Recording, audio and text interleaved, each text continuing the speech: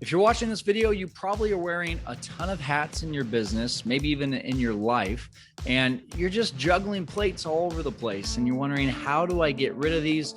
And when do I know it's time to outsource these things? That's exactly what I'm going to teach you today. These are the 7 signs that it's time to outsource something in your life and in your business. If you love this video, like I think you're going to, because this was a game changer for me, I hope it is for you too.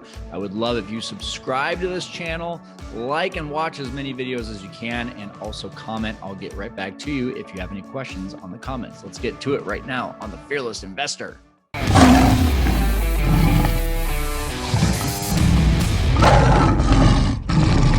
All right, so this idea of outsourcing and delegating, it can be really dreamy to think of, but I don't know about you. For years, I struggled with this idea of paying someone else to do something that I could do myself, and I could save money, and I could, make sure that it was being done the right way, and that no one was screwing it up, and that I had the best way of getting it done. These are all the things, the limitations that we put on ourselves, the mindset that we create about these tasks is actually very false at the end of the day.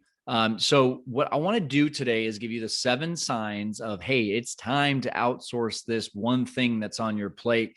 I want to show you a little bit of how to do that. But before we get started, I really want to set the stage of, there's a few things you need to make sure that you're doing already before you even can think about outsourcing. The number one thing before outsourcing, you need to make sure that you've either mastered something or tried it yourself. Now, mastering something, obviously, that sounds a little bit intimidating, right? And you're thinking to yourself, well, there's a lot of parts of either what I want to do for a business. Maybe you've come here thinking, I'm going to start an Airbnb business, or I'm going to start a wholesaling business, or I'm going to start a flipping business. And I know that I'm not good at picking up a hammer and fixing things. Okay, well, sure, you might not be good at that. You may not even master it, but I want you to at least try it. I want you to pick up a hammer. I want you to try something, and I want you to feel exactly what it feels like to do that task, because it'll be that reason that you do that task and you hate it so much that will drive you to never want to do it again. Or maybe you find out that you love it and that you're actually pretty good at it, and it's something that you might want to actually do yourself. But especially if you're going to teach someone how to do something, how can you ever expect to teach someone to do something if you have not done it yourself? Especially, I'll relate this to Airbnb and in cleaning. I was able to clean houses in under 2 hours that were 3-bedroom houses. So if I was going to tell someone, hey, you're getting paid on average $25 to $35 an hour, in other words, you're going to get paid $50 to $70 for an entire cleaning. This took me 2 hours. It should be able to take you 2 hours. Here's the process that I use in order to do that. If it's taking you any longer, you're just not following the process. The number 2 thing you need to do before actually outsourcing is making sure that you're making enough money in the business to have some left over to pay yourself. There's nothing worse than doing a job, doing it well, especially running a business and paying people and not being able to pay yourself. That is going to create a lot of burnout, probably a lot of resentment too, just even within yourself and also with those people that you're paying. So for example, if you're making $5,000 a month, and you're thinking to yourself, okay, there's X, Y, and Z that's really just weighing on me, and it's probably going to cost me, call it $1,500 to $2,000 per month. That's right around 40% of your paycheck that you're paying yourself, but it'll allow you to go out and do more things, create more income. But you still, even if you aren't able to create that extra income at the pace of which you wanted to, you're still earning about $3,000 to $3,500 after expenses and making this thing passive for you by outsourcing it to someone else. And number 3, ideally get in the mindset of looking for technology before looking for people. People are expensive. People are going to need to get paid for their time, and they're probably going to do it actually a little bit worse than a piece of technology. So if we can find the technology, we're probably going to save money and we're going to have it done a little bit better. So start with technology. If there's no way to get that technology to take over it for you, then start looking for people. All right, now that you have that mindset, now that you're on that track, let's talk about the 7 signs of when it's time to start unloading these tasks. Number 1, the task feels heavy. And yeah, I literally mean it feels heavy, when you think about doing that one thing on your to-do list, you started it on Monday and by Friday it's still on that list, it's likely because you hate doing that thing. And this is honestly where burnout can happen. When you just have a to-do list and a laundry list of things that you don't enjoy doing, think about that for a second. Is that something that's going to motivate you when you wake up? Are you excited to do those things? No, probably not. So, this is also why you hear people that will mislead you that have tried to do that thing that you're doing. And, oh, we tried that, but X, Y, and Z happened. Let me use a real specific example. Airbnb. Oh, Airbnb is great. We made a lot of money, but we had to clean the properties all the time. But there's so much turnover. But you have to talk to guests, but you have to be your own handyman and go fix things. These are all the people that didn't delegate, they didn't outsource. And so for that reason, they were doing all these heavy tasks. It felt like a lot. And for that reason, they quit. So the opposite of this is a light feeling. It's something that you enjoy doing. Maybe you love talking to guests. You love customer service. You were born for it. You're going to want to keep on doing that until you get to a certain point. You're going to learn about that next sign here in a little bit. But you're going to want to keep on doing that because that's something that it feels light. It feels exciting for you. You wake up and you're enjoying it. But if it feels heavy, you're going to want to get rid of that right away. The number 2 sign that it's time to outsource is if you have to actually be at a physical location in order to get that task done. You likely got into business for freedom, right? Well, if you have to be somewhere to physically get something done, make money, accomplish a task, you've just stripped yourself of all of that freedom, guys. For example, if you're flipping houses, actually having to be there on site in order to oversee the contractors, or maybe your own contractor. If you're doing Airbnb, being the cleaner, being the handyman, being the interior designer, you have to be there for those things. Or if you're just a regular landlord, only accepting cash or checks, doing it old school and having to show up to the property and collect that in person, that is something that's going to hold you back from ever being able to feel the true freedom of real estate and Airbnb. But the good news is this is usually one of those jobs that you can teach to anyone. I don't want to say a monkey because I don't want to make it sound like it's reducing the importance of the jobs, but you can literally teach someone to go and pick up a check, or you can teach someone to go clean a place. You can outsource and bring someone in who's a professional contractor and maybe does the job. Maybe again, you might be a contractor, but you have to be there in order to make money. Would you rather be working on one flip or have a team of contractors working on 4 or 5 all at the same time? Because they have the team, they have the people. So that's where you want to come in and say to yourself, okay, if I have to be there physically, it's time for me to outsource this as quickly as possible. Number 3, it costs you more than it makes you. Now, I know what you're probably thinking right now. Well, if I'm doing the task myself and I'm not outsourcing it, how is it costing me anything? Isn't it saving me money? For example, if you were to, let's just say, do something that, I don't know, takes you an hour. Let's call it a cleaning in Airbnb. Takes you an hour and you're able to pocket an extra $70 that guest paid you. Okay. So you made $70 in that hour, but there was also drive time, there was gas.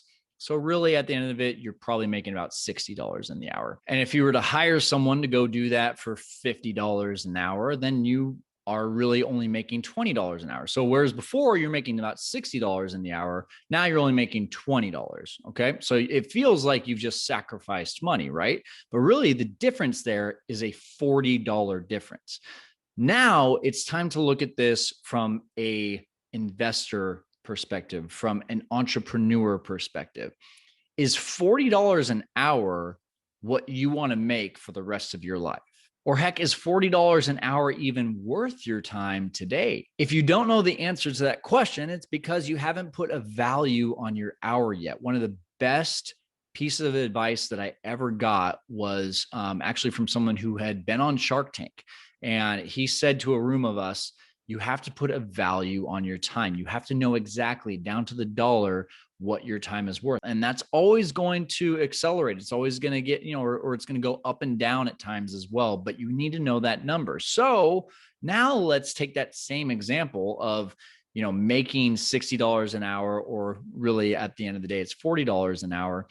And let's say that your time is worth $100 per hour. So if you're working, say, 40 hours a week, that means you're making $4,000 a week, which means you're making $16,000 per month, which is pretty good.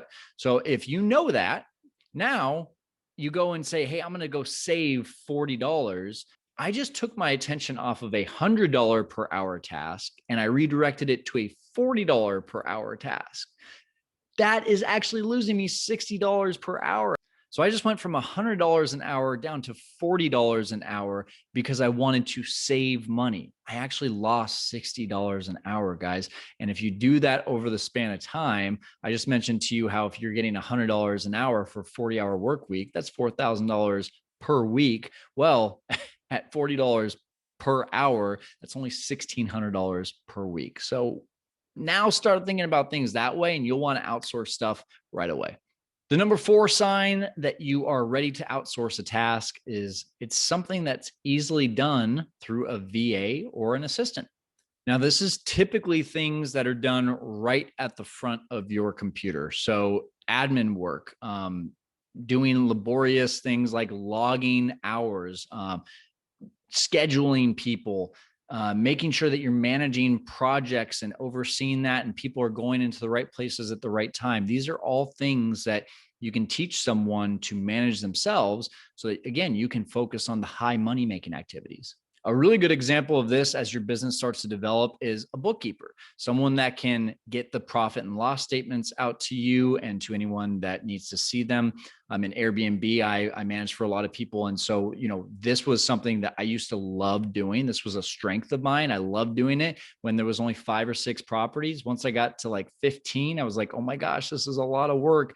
And now suddenly I'm doing 8 hours of work a week. That's not making me any money. I'm not making these sheets and these profit and loss statements for owners and getting paid for that. That's just something that is taking me away from meeting new owners. So I outsourced that to a bookkeeper. Yeah, it cost me a little bit of money. It's about $1,500 per month, but I was able to replace that income with one property. I went out and got one more property.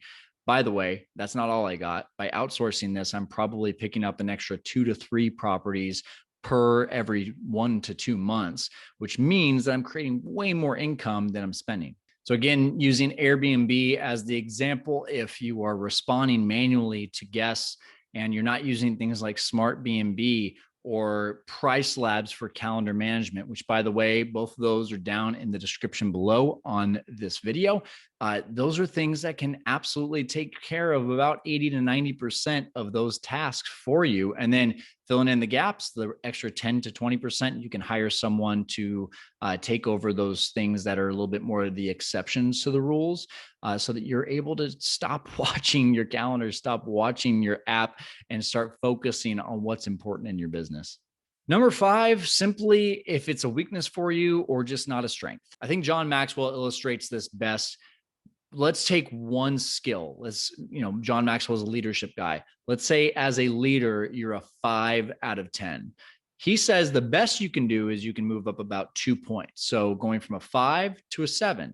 7 is a pretty good leader. But if you're a 2, what's the difference in being a 2 leader to a 4 leader? Not a whole lot better. So if you are like, for example, me, I don't consider my customer service for guests to be very good. So I outsourced that right away. But I felt that my owner relations was very good. I felt I could develop a really good relationship with an owner. So I'd probably put myself as at about an 8 or a 9 out of 10 on that, which means that I should focus on those things. I should put more time into that so that I can become a 10 out of 10 and also work in my strengths. Long story short, work in your strengths, outsource your weaknesses. The number 6 sign that it's time to outsource something is that someone can do it better than you. You've heard it so many times. If you want a job done right, do it yourself. That is the worst advice possible. If I want to see a ballet, I'm not going to perform in the ballet because I am not a good dancer. Why would I want to do that myself? So when you hire a specialist or you train someone to become a specialist, you suddenly have someone that's laser focused on 1 or 2 tasks. And that is way better than you trying to fit that into your plate of 30 different tasks. I'll give you a pretty good example about this. I mentioned to you earlier that I'm a numbers person. So I really enjoyed doing all of those owner statements at the end of the month when I was at 5 or 6 properties, because it was really something that I had time to put into. I could really focus in on one of my strengths. But at the same time, I realized I was not the best at doing that. In fact, I was not even probably one of the good ones at doing that because I didn't have the systems, I didn't have the technology, I didn't go to school for that. I just really looked at, okay, here's a profit, here's a loss. Let's add that together. I like numbers. This is fun. But at the end of the day, if I'm going to grow this business and I'm stuck in front of a computer for 10, 15, 20 hours doing something that I already know someone else can do way better, and I can pay them about $1,500 per month, and that'll allow me to go out and talk to more people and create an extra $1,500 per month, and probably in under 5 to 7 days. Man, what a difference in that mindset. What a difference it would make to have someone doing it a much more professional way. And how much better does that make me look too? It's just like if you have some sort of medical condition, if you have let's call it a shoulder issue. Are you going to go to a general physician? No, you're going to go to a shoulder specialist, and you're going to ask that shoulder specialist, hey, you've seen tons of things on shoulders. What's going on with mine? Rather than someone over here who's just looking at a overall physical well-being. That person is not going to be able to give you the same type of insight and professional look as the person who just focuses on shoulders all the time. And lastly, number 7, it is time to outsource when you realize that if you were gone tomorrow, your business would crash. Now, this is a very morbid and horrible thing to think about, but guys, it's a reality. And especially if you're asking people to invest in your business, it's going to be a question that you get asked. So if you have not asked yourself this question, hey, what happens if I lost the ability to perform tomorrow? If I lost the ability to talk, to raise my hand, to walk, or maybe even, God forbid, if I pass away tomorrow, what is going to happen to my business, to the people that have entrusted me, and including all my employees that I pay every single day? Now, I'm just going to be honest. This is going to feel, when you're doing this, selfish, because what's happening is you're removing yourself from something. You're working less. And when you're working less and you're hiring people to do more, it can kind of have that like tug at you kind of feel of, I'm not doing enough. I'm not doing enough. And your gut is going to tell you, let me go back to doing that thing because I feel bad that that person's doing that. But again, mindset shift here. It's actually the most unselfish thing. It is the most selfless thing that you can do when you completely remove yourself and you don't have to even lift a finger in order for your business to run. Let's just look at the big picture here. If you really do lose your ability to be there in person or lose your ability to perform, and your business is still running, your employees are still getting paid, and your investors are still making money, man, how awesome of a feeling is that, especially for the legacy that you're leaving behind? That's why I wanted to end with this one, is because I really want you excited about going out there and outsourcing and delegating, because it truly is the most unselfish thing that you can do for your business and the people that are relying on you. If you like this advice and you have not already subscribed to our YouTube channel, make sure to do so. And if you have not checked out our website, fearlesskyle.com, all of our resources on Airbnb, including our free Airbnb profit calculator. We've got a link to our massive Airbnb Facebook page called Airbnb Masterminds. And of course, I've got my 2 courses on there under the Airbnb tab that you can go check out if you're ready to build an Airbnb business or even do this as a side hustle. In the meantime, I hope you implement these 7 signs of how and when to know to outsource something, and you go out there and conquer the world of investing.